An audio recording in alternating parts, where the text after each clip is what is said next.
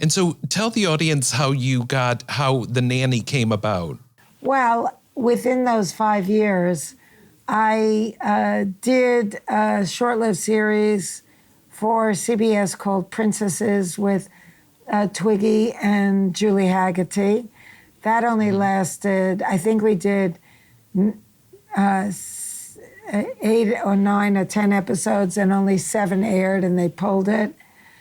And then I did a pilot for CBS that was like a spoof on soap operas, but it was a nighttime show. And that didn't get picked up either. So my girlfriend said that she was going to her country house in the south of France, and did I want to join her? And I thought, well, I just did a series. I just did a summer replacement pilot.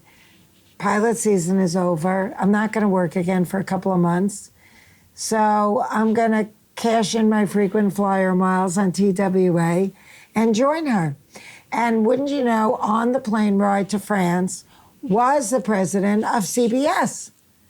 Did you know it was him when you saw him? Yes. Oh, you knew? Yeah, because I had already just worked for the network twice, very recently. Right. So I recognized him. He had kind of a distinctive look anyway. And I said, Jeff, and he said, Fran, and then I ran into the bathroom to put some makeup on. Just 1 minute. Yeah, while I'm powdering my face, I'm thinking, carpe diem. This is an opportunity. And, carpe diem is seize the day. Yeah.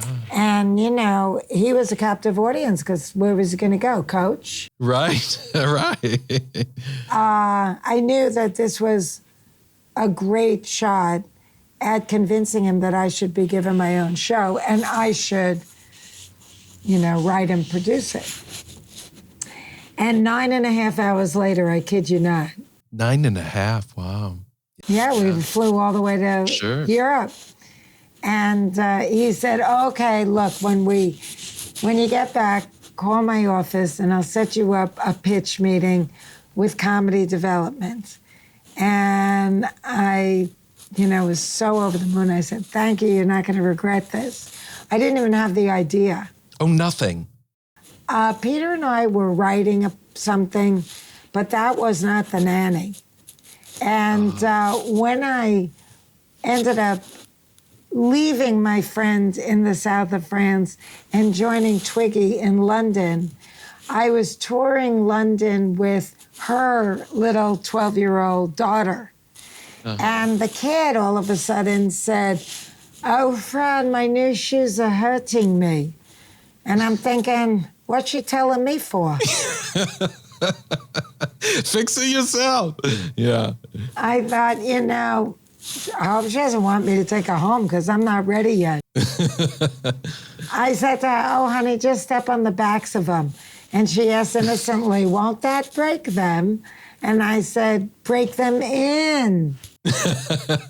Well, I couldn't get this relationship out of my head because I wasn't telling her what was good for her. I was telling her what was good for me.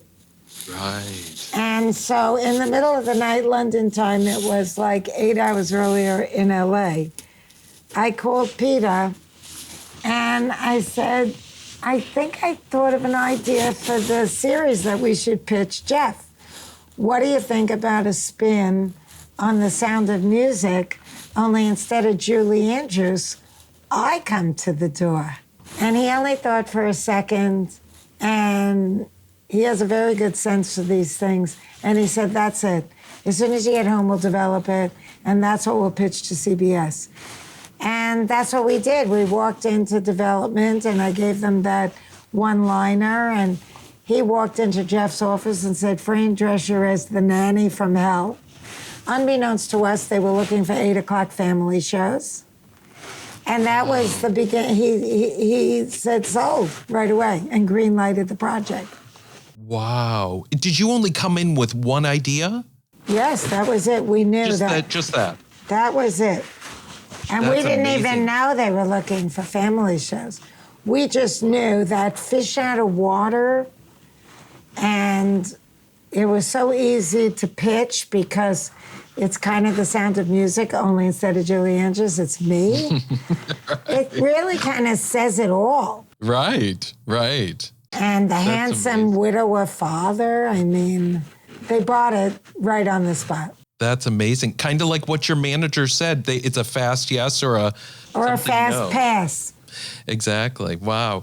And then you got to be so known for the fashion on the show. Correct. Well, Peter and I, instinctively knew that I was the type of a star that has wardrobe and can carry it.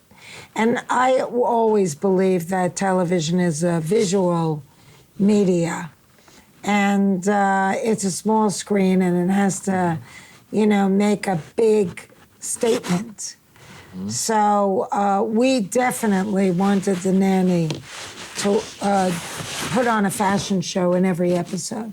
And in fact, we designed that staircase to give her her own runway. Right. Wow.